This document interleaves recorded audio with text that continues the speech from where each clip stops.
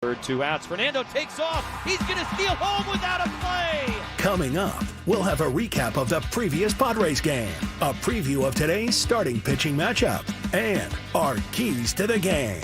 Plus, we'll hear from manager Mike Shildt. From the Padres Radio Network, here's Sam Levitt. San Diego Padres baseball coming up on 97.3 The Fan and the Padres Radio Network. Today the Padres take on the Detroit Tigers in the first game of a 3-game series. Our starting pitching matchup today for the Tigers, left-hander Tyler Holton, and for the Padres, San Diego's own right-hander Joe Musgrove. Hi, good everyone. Sam Levitt with you inside the loft here at the Western Metal Building. First pitch coming up at 3:40 p.m. A lot to do in the next 50 minutes. We have a jam-packed pregame show for you. We'll hear from Fernando Tatis Jr. Fernando is back in the lineup today for the Padres, batting second and playing right field. We'll hear from Jackson Merrill. We'll also hear from Xander Bogaerts, Mike Shildt, and in just a little bit, we check in with Jesse Agler. But first, let's set the table, brought to you by Fraser Farms Market. Set your table with the highest quality of natural and organic products from Fraser Farms Market, a San Diego original since 1971 with 3 locations, La Mesa Vista and Oceanside. Padres entered today 78-61. They entered today tied with the Diamondbacks for the National League's top wild card spot. Padres are now 5 games behind the LA Dodgers for first place in the National League West. The Padres coming off a 4-3 road trip to St. Louis and Tampa Bay. Tigers, meanwhile, are 70-68. They entered today 5 games out of the final American League wild card spot. They've won 15 of their last 20 games and have the best record in baseball since August 11th. Before we turn our attention to this series opener, let's talk about what happened yesterday against the Rays. How did the Padres fare in their last game? Let's take a look back with our Padres Rewind. Presented by Hamul Casino. With thrilling slots and tables and all the best rewards, Hamul Casino has all the fun you're looking for. Hamul Casino. Fun above all else. We had a scoreless game in the third. First, it was Jackson Merrill flashing the leather. Next pitch, swung on, line drive heading towards right center field. Jackson Merrill racing over, makes the catch on the dive. What a play by Jackson Merrill, eating up some real estate, diving at the last second to rob Rortfed of extra bases. Then in the top of the fourth inning, Xander Bogaerts hit a leadoff single. Jackson Merrill was next.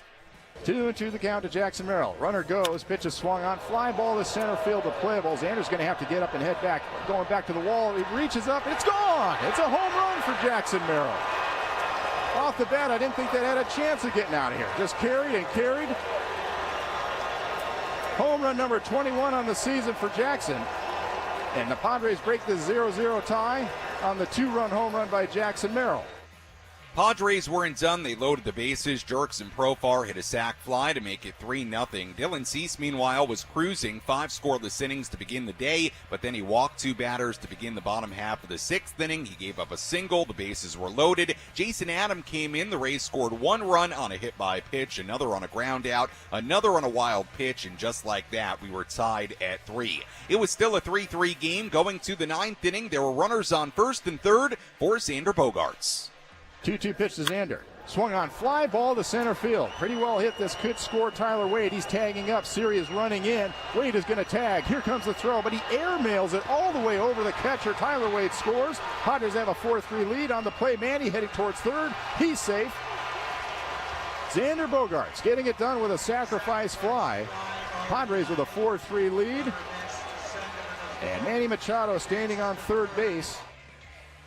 Robert Suarez came in for the save opportunity. Padres leading 4-3. The Rays put the tying and winning runs on base. 1-2 pitch to Walls. Swing and a miss, strike 3. Robert Suarez rears back for a 101-mile-an-hour fastball for the final out, and the Padres win the game 4-3. They take the series 2-1. They end on a winning road trip, and it'll be a happy flight home back to San Diego. Robert Suarez locking down his 30th save of the season. And a quick turnaround here today. First pitch coming up at 3:40. Padres taking 2 of 3 from the Tampa Bay Rays. As we get ready for this series opener against the Tigers, let's go inside the Jerry Coleman Broadcast Center. Let's go inside the Padres broadcast booth for a deep dive on today's matchup from Jesse Agler in our Padres game preview on the Padres Radio Network.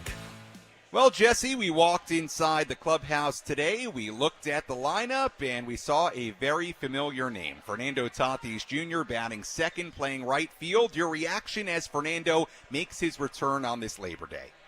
Big deal. Yeah, can't overstate this one. Obviously, time will tell just how healthy and productive he is able to be.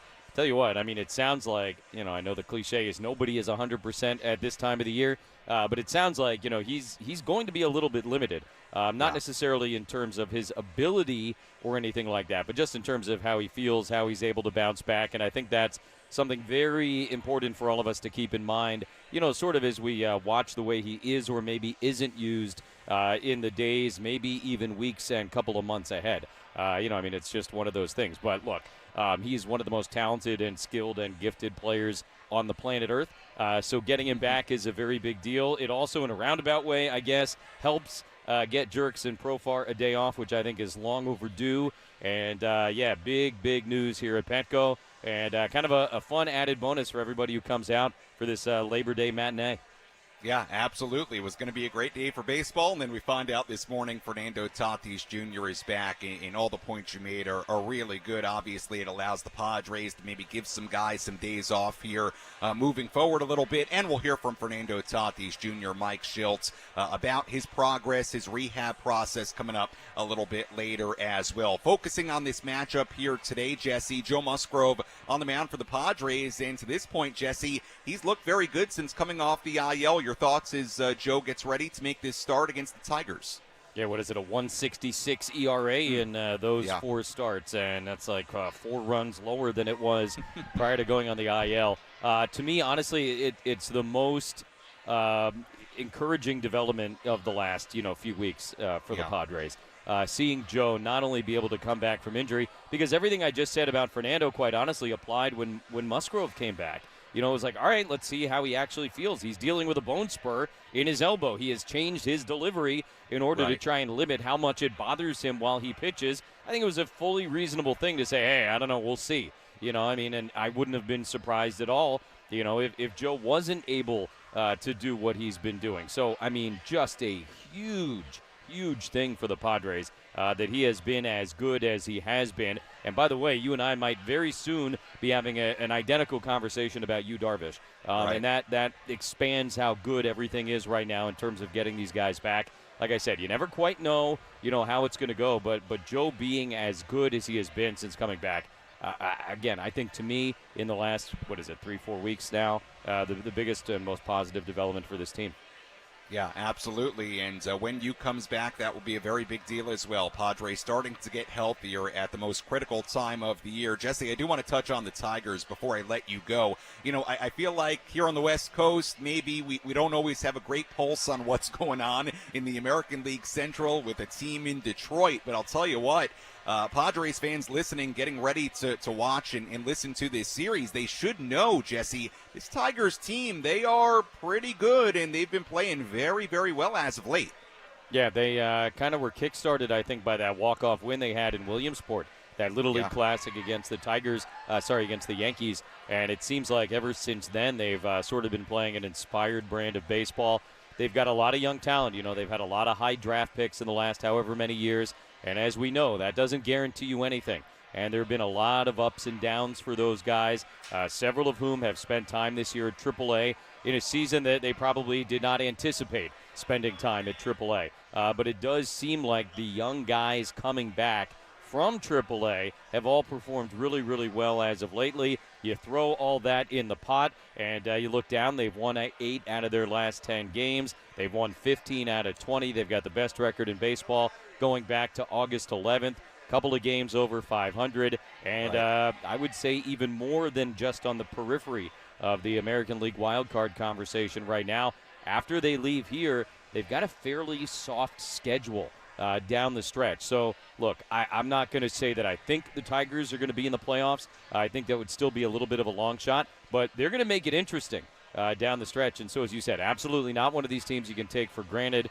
You nailed it. I mean, the AL Central teams, particularly those we don't see in spring training, I feel like they almost play on a different planet, right? But it's a team that you need to be aware of. Today's going to be a funky day pitching-wise for them. The Padres will have to make that adjustment against probably several different Tiger arms. And, not having to see Tarek Skubal, not the worst thing in the world, I think, for the Padres right now.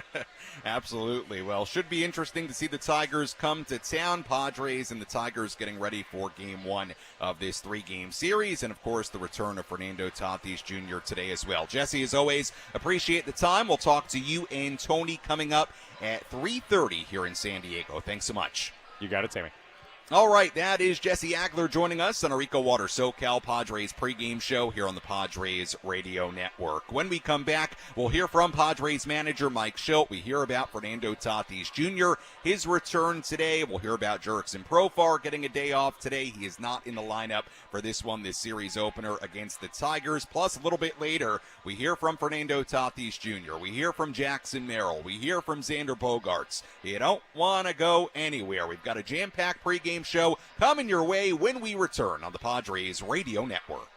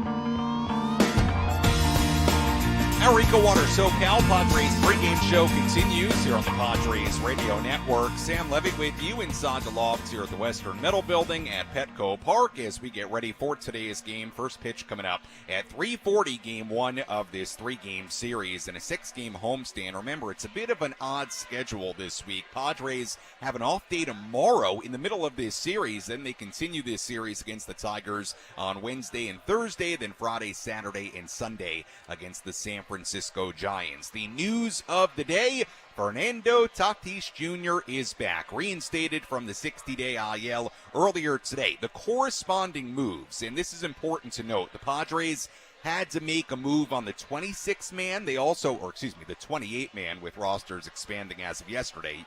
You still get the point.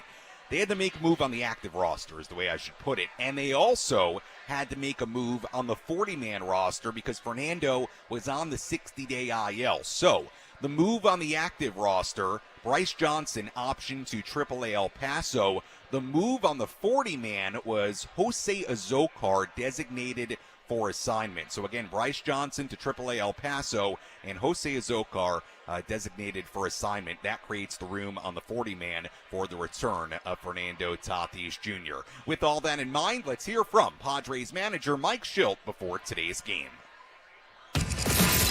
Let's pull up a seat in the manager's office and hear from Padres manager Mike Shildt. Presented by Sinley Food. Spice up your culinary life.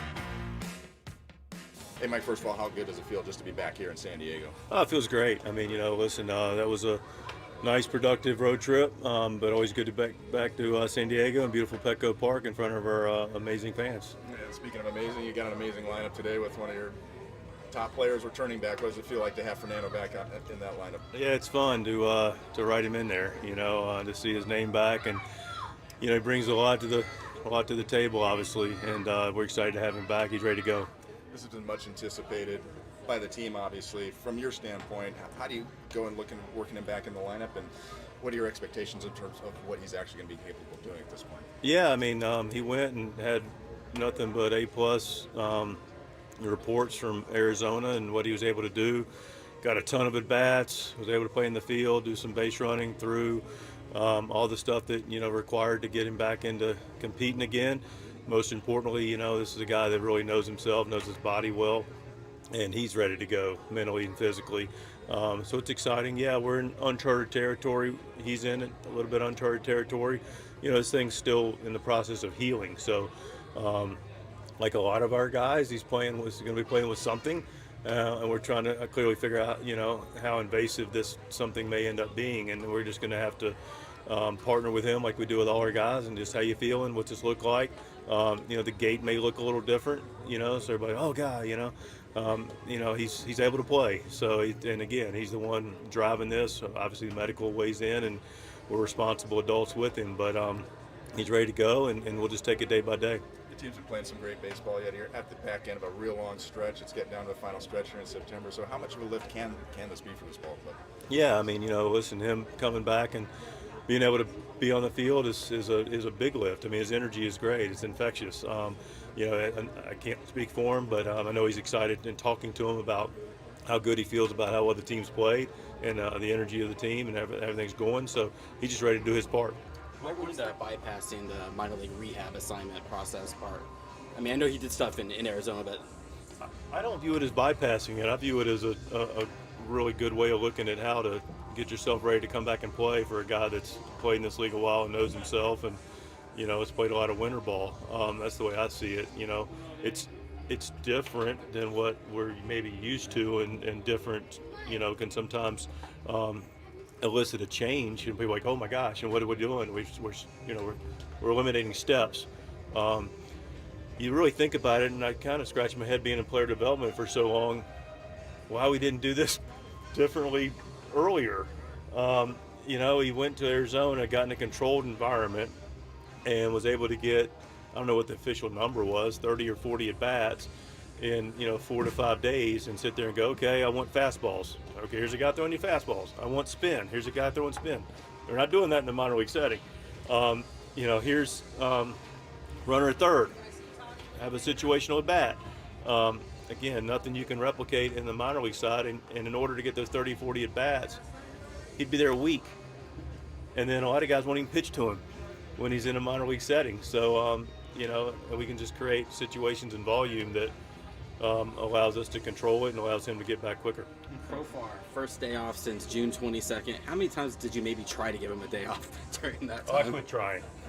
I quit trying. This guy, man, admiration is an appropriate word for pro. A lot of respect, admiration. This guy loves playing baseball and he loves competing. And there were times where we maybe thought about a day for him, and he's like, okay, only if we win today. And then we know we win the series. But if we don't win the series, I'm playing. And so yesterday made sense based on tomorrow's day for him to be able to get back-to-back days off. That was Padres manager Mike Shildt before today's game. You heard plenty there on Fernando Tatis Jr., the decision to skip a rehab assignment, get him back in the lineup here today. Jurickson Profar, like Mike alluded to, does have a day off today. By the way, the Padres lineup in totality looks like this. Luis Arraez DHing leading off, Fernando Tatis Jr. in right field batting second, Donovan Solano at first base batting third, Manny Machado at third base batting cleanup, Xander Bogaerts at second base batting fifth, Jackson Merrill in center field batting sixth, David Peralta in left field today batting seventh, Kyle Higashioka behind the plate batting eighth, and Mason McCoy at shortstop batting ninth. Should also mention that Jake Cronenworth is getting a day off today. Told you about Solano being at first base. So that's the way the lineup looks today as the Padres get ready for the series opener against the Detroit Tigers. Let's tell you who's hot, who's not. Which player is locked in at the dish? Who needs to kick things up another notch? This is Who's Hot, Who's Not on the Padres Radio Network. Luis Arraez in the hot category for the Padres, batting .423 in the last 6 games. Manny Machado batting .357 in his last 10 games. Also in the hot category, he has 3 home runs, 3 doubles, and 10 RBIs in that span. Jake Cronenworth in the hot category, like we said, not in the lineup here today. Didn't have a hit yesterday, but he did walk 3 times. He had 5 hits in the first 2 games of that series against Tampa Bay, including a home run. Jackson Merrill also in the hot category, hit a 2-run home run yesterday. He's hitting .315 with 14 extra base hits, 23 RBIs in his last 24 games. His next RBI will break Benito Santiago's franchise rookie record of 79 RBIs set back in 1987. David Peralta also in the hot category, hitting .322 with 11 extra base hits since the start of August. Not category, we take a look at, again, a guy not in the lineup today, and probably a good day off for Jurickson Profar. Good time to give him a day off because he's batting just .171 in his past 21 games, but he did walk 7 times in the series against the Rays. Still leads the National League with a .383 on base percentage. And again, with Profar and Cronenworth, certainly a chance that either of those guys get a pinch hit appearance, something like that off the bench today. We'll see how it goes, and that's a look at who's hot, who's not, as we get ready for this series opener on this Labor Day. When we come back, we have a lot of guys to hear from. We'll hear from Jackson Merrill. We'll hear from Xander Bogaerts. We'll also hear from Fernando Tatis Jr. Coming back a little bit, or I should say coming up a little bit later. Fernando coming back to the Padres today, batting second and playing right field. Much more to do on our pregame coverage after this on the Padres Radio Network.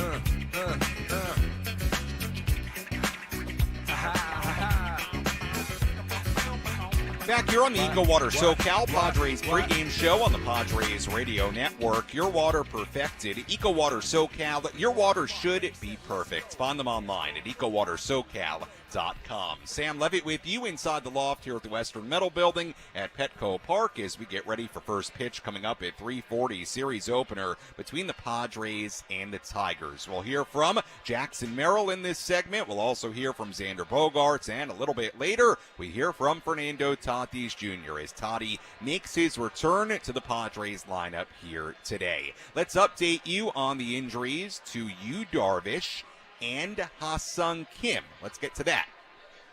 Who's in, who's out? This is the Bada Fulkerson Injury Report, presented by San Diego's Bulldog Injury Attorneys, who hope you're never in an accident. But if you are, make Bada Fulkerson the first call you make. Hit them up 24/7 at BadaFulkerson.com.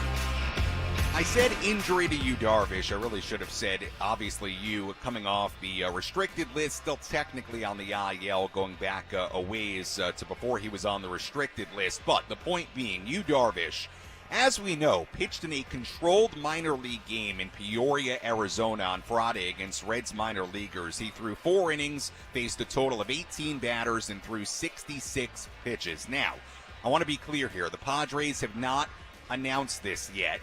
But this is from Kevin Acee. Within the last 40 minutes, he tweeted this out. Kevin Acee, Padres reporter for the San Diego Union Tribune. Kevin tweeting that Yu Darvish throwing a bullpen session today is just the latest indication of something the Padres have not yet confirmed, but that seems obvious. He is expected to start for them Wednesday. So again, that is not the Padres saying that. I'm just reading what Kevin Acee tweeted within the last 40 minutes, but it appears maybe we're moving towards Yu Darvish returning this week. Again, that is not confirmed, but I am passing along some of the reporting from Kevin Acee in the San Diego Union Tribune now earlier today. As far as Ha-Seong Kim, Mike Shildt talked about Kim earlier today. He's making progress, though.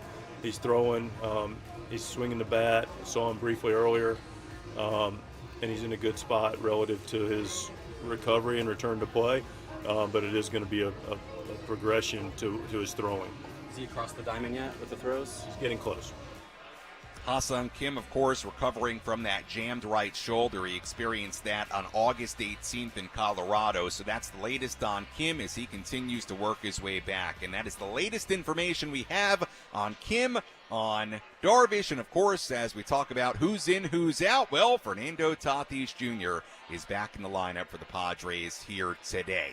One guy that was very excited about Fernando being back in the lineup, the young Jackson Merrill having a terrific rookie campaign. We caught up with the 21-year-old inside the clubhouse earlier today. Jackson, first of all, Fernando back in the lineup today. What are your thoughts on having him back with the ball club? Ecstatic. No disregard to Peralta or Pro or anybody, but I'm hyped. I'm excited. What kind of an impact can he have in your lineup and also deepening the lineup and deepening the bench for you guys? Yeah, I mean, you put Fernando in any lineup, I'm pretty sure he's going to take that team from lower to a higher level at an instant. So, I'm just excited for him to help and for us to keep winning ball games. You're a big energy guy. He's a big energy guy. What does he bring in that sense, and how dynamic can that be? Yeah, I think energy is contagious, so it's going to rub off on everybody, especially with his energy, his swagger, as he likes to call it. It's huge. Second to last homestand of the season, the final month of the season. Just how big a deal is it to get a guy like that back? Yeah, it's huge. I feel like we've had a lot of good games and a lot of tough games, but having him back in the lineup, that's huge for us. I think every game's going to be a good game now. When did you guys know that today was going to be the day?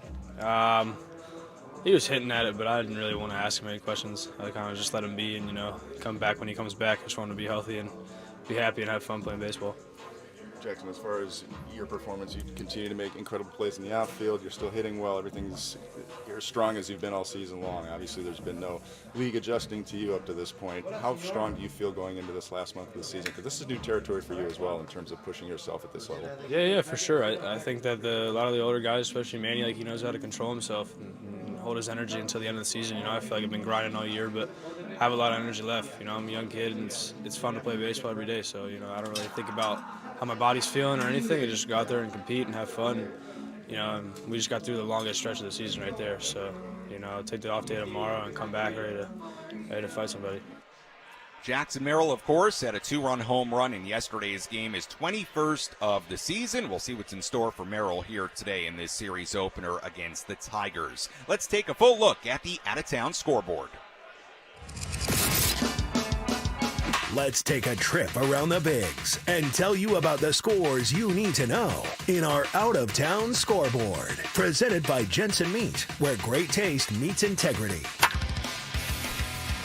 We have one final today in the major leagues. Everything else is going on right now. We're coming up a little bit later on. Brewers beating the Cardinals 9-3 in Milwaukee earlier today. Willy Adames, a 3-run home run in that game for the Brew Crew. Games going on right now. Orioles lead the White Sox 13-3 in Baltimore in the 8th inning. Guardians 4, Royals 2 in Kansas City in the 8th inning.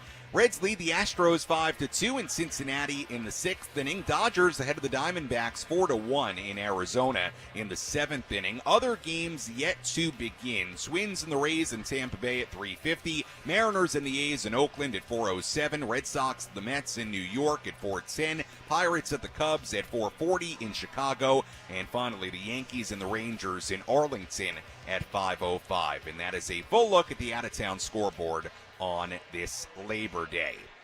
Well, obviously, Xander Bogaerts is somebody who has done a lot of winning in his career, a 2-time World Series champion with the Red Sox, a player that has been on a lot of postseason teams. Earlier today, I caught up with Xander and had this question to ask him. Xander, you've been part of a lot of teams that have made the postseason, gone very deep in the postseason. When you're at this part of the schedule and you are where this team is as far as the standings, what does it take to finish the job as far as making the postseason? I continue to say, it's just one game at a time, and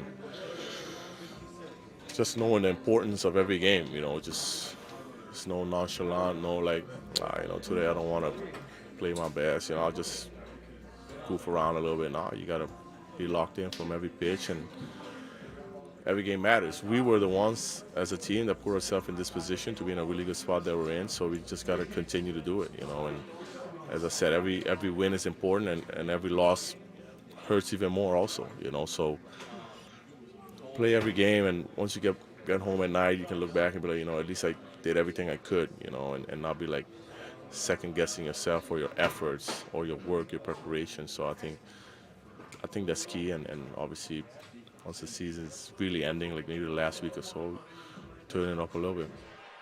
That was Xander Bogaerts inside the Padres clubhouse earlier today. First pitch coming up at 3:40 here in San Diego. Let's give you our keys to today's game. How will the Padres unlock a victory in today's game? These are the keys to the game. Presented by Honor Buick GMC Hummer in National City. Key number 1, Joe continuing to keep the ball in the yard. Early this season, home runs were a real issue for Joe Musgrove. He allowed 10 home runs in his first 8 starts. That was in a span of just 41 innings. But he's not allowed a home run in 4 starts since coming off the IL. In fact, he did not allow a homer in his last 2 starts before going on the IL back in May. Bottom line, Joe has done a much better job at preventing home runs. Needs to keep that up today. That's key number 1. Key number 2, we've talked about the Tigers. They're playing really well. Do not sleep on this Tigers team coming in here to Petco Park. They've won 15 of 20. They have the best record in baseball in that span. And a big reason they're winning is they have a number of hitters that are doing big things right now. Kerry Carpenter, 6 home runs, 16 RBIs, and 990 OPS in 16 games since returning from a back injury that kept him out for nearly 3 months. Spencer Torkelson hitting .309, 4 home runs, 10 RBIs in 15 games since he was recalled from AAA. Riley Green, 3 home runs, 7 RBIs, 11 runs scored in his last 10 games. Parker Meadows hitting .319 with 12 extra base hits, 5 stolen bases, 15 runs scored in his last 22 games. Keep in mind the Tigers are only 5 games out of a playoff spot. They've made up 4.5 games in the last 10 days. So we look at those hitters, whether it's Torkelson, whether it's Green, whether it's Meadows, the leadoff man today, for the Tigers. You look up and down this lineup. Kerry Carpenter, we said his name as well. Again, they just got a lot of guys swinging the bat really, really well right now. You got to limit those hot hitters. That's key number 2. And key number 3, Xander taking another step forward. Bogaerts was 2 for 4 with a sac fly and a game-winning RBI in yesterday's win. It was his first time in 10 games with multiple hits. He had multi-hit games in 14 of the 32 games before that. So the question here today, a key here today, is can a nice series finale against Tampa Bay get Xander going in the right direction? That's key number 3. And that's a look at our keys to the game. When we come back at our EcoWater SoCal Padres pregame show, we'll hear from Fernando Tatis Jr. Fernando making his return to the Padres lineup here today, his first game since June 21st. We hear from Fernando when we come back on the Padres Radio Network.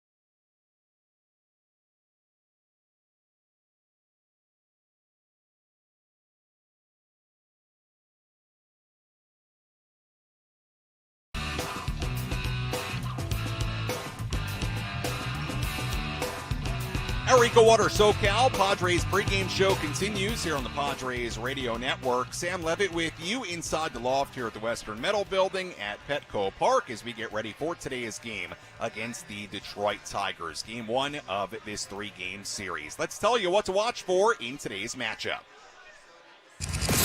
What's the one thing Sam Levitt will be keeping his eye on in today's game? This is What to Watch For. Presented by Genesis Home Improvements, San Diego's trusted painting, roofing, and window company. Save 15% today on a new beginning for your home. Visit GenesisHomeImprovementsSD.com. What to watch for in today's game? I'm going to keep it very, very simple today. Fernando Tatis Jr. That's what you're watching for here today. The return of El Nino as he takes right field today for the Padres, batting second. Fernando's first game since June 21st, so it has been well more than 2 months now. When you get an MVP caliber player back in your lineup, that's a really big deal. Fernando back for the Padres here today. That is what to watch for in this series opener against the Tigers. Speaking of Fernando, he spoke with the media inside the Padres clubhouse earlier today. Fernando, welcome back. How exciting is it to be back on the field and in the lineup? Feels amazing, especially what this team has been doing and how they've been taking care of business. You know, I'm really excited to come and just join the squad. Have you thought about that? What your presence and your impact can be on this team, considering what they've already been doing? Of course. Just add a little bit more to what this group has been doing. I said it the day I was going down. This is a special group, and I know they're going to be playing good baseball, and the boy has been handling the right way. Yeah. How challenging has it been for you in terms of finding that balance? Obviously, this was sort of a strange injury, a lot of gray area in terms of how you're feeling, wanting to get back out there, but wanting everything to heal as well. Was it difficult for you to sort of find that balance?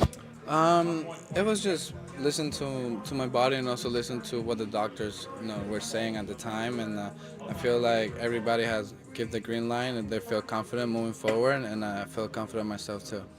You've been through these rehab type situations before. How much do you think that has helped you in getting prepared for this? And some guys go on long rehab assignments. You've not needed to do that. What is it about you that makes it special that you're able to come back and hit the ground running like you're able to? Looks like I mean, I just know how to get ready for a baseball game. You know, I've been lucky enough to have really good baseball people around myself, so that also helps a lot. And staying in shape and just mentality, I feel like it's all, and I'm really good. I'm in a really good place right now. How did the week in Arizona go for you? It was really good. It was hot though, but it was really good. Strix reaction it's not fully healed, right? Are you clear to do everything and run out there and look normal, or? Like you said, it's not 100%, but I've been cleared from the doctors, and I feel good moving forward. I feel really confident, and I feel like I can do anything out there in the baseball field. How much have you missed this? I don't mean the media scrum necessarily, but just being part of of a clubhouse and being part of the team. I've been around, but what I miss the most is just being out there with this team in the field. It's a really special group, and when you see talent like that, you just want to join, and add a little bit more to what this special group I've been doing, and I'm just excited for that. You weren't able to be part of the playoff chase in 2022. What does it mean for you to be part of this one? I'm just really happy I'm here. How much of a conflict was it? On the one hand, you're seeing the guys do well without you, and you're happy to see them, but on the other hand, you want to be out there. What was that like, just mentally? It's just a good team, and it was already there since the beginning of the year, and we add more pieces to the season when going, and that how they were playing motivated me even more to come, not quicker, but just to heal the right way, and just be confident, be happy what the process was. How much were you itching to get back? Were there specific moments where you're like, it was driving you crazy? You want to every single game. I mean, how this group is playing, you just want to join that, and I'm here for that. Were you able to still train upper body and do all that stuff during this period, and does that help you get out there and just be able to feel good about hitting? Yeah, of course. It was more like only really 2 to 3 weeks really down, and from there we started to ramp up, working out, working my legs, staying on top of my body, and I feel like we did a really great job on that. How much defense did you play in Arizona, right field? Enough to be ready. Multiple games of right field? Or? Yeah, multiple games, multiple drills, and just moving around. That was Fernando Tatis Jr. earlier today inside the Padres clubhouse. Fernando back in the lineup today, batting second and playing right field. Let's tell you about our pitching matchup here today, including right-hander Joe Musgrove on the mound for San Diego. Let's take a look at who's on the bump today with our starting pitching preview. Presented by Chimney Sweeps, Inc., San Diego's trusted chimney and fireplace service company for 40 years. Call Chimney Sweeps, Inc. at 1-800-CHIMNEY or book an inspection online at chimneysweepsinc.com. On the mound for the Padres here today, right-hander Joe Musgrove. The 31-year-old is 4-4, a 4.44 ERA in 14 starts so far this season, 71 innings. He struck out 63, walked 19. He's been very solid since coming off the IL, a 1.66 ERA in 4 starts. He's given up just 13 hits in 21-plus innings since coming off the IL. Last start came on Wednesday in St. Louis. He went 6 innings and allowed 3 earned runs. Musgrove faced the Tigers in Detroit last season. He allowed 3 earned runs in 6 innings. Spencer Torkelson and Andy Ibanez hit home runs against him. Torkelson back in the lineup today for the Tigers, so keep an eye on that matchup. Meanwhile, on the mound for the Tigers, it is left-hander Tyler Holton, a reliever. We'll see who follows Holton in this game. Seems like there's a chance it may be a young pitcher by the name of Ty Madden, but Holton will be the starting pitcher today for the Tigers. He will make his 55th appearance of the season, his 7th start of the season here today in this opener role at Petco Park. He picked up his 6th save of the season on Saturday against the Red Sox. He walked 1 in a scoreless inning, and that was his last appearance. So again, an opener on the mound for the Tigers, left-hander Tyler Holton, and right-hander Joe Musgrove on the mound for the Padres. And that's a look at our starting pitching matchup here today in this series opener. You've been listening to the EcoWater SoCal Padres pregame show on the Padres Radio Network. EcoWater SoCal, your water should be perfect. Find them online at EcoWaterSoCal.com. Padres entered today's game a record of 78-61. The Tigers 70-68. The Padres coming off a 4-3 road trip to St. Louis and Tampa Bay. We'll see if the Padres can pick up another win as they begin a 6-game homestand on this Labor Day. When we come back, Jesse Agler, Tony Gwynn Jr. have the full starting lineups, first pitch, and all the play-by-play. I'll talk to you on our postgame show. You're listening to your home for San Diego Padres baseball, 97.3 The Fan, and the Padres Radio Network. Enjoy the game, everybody.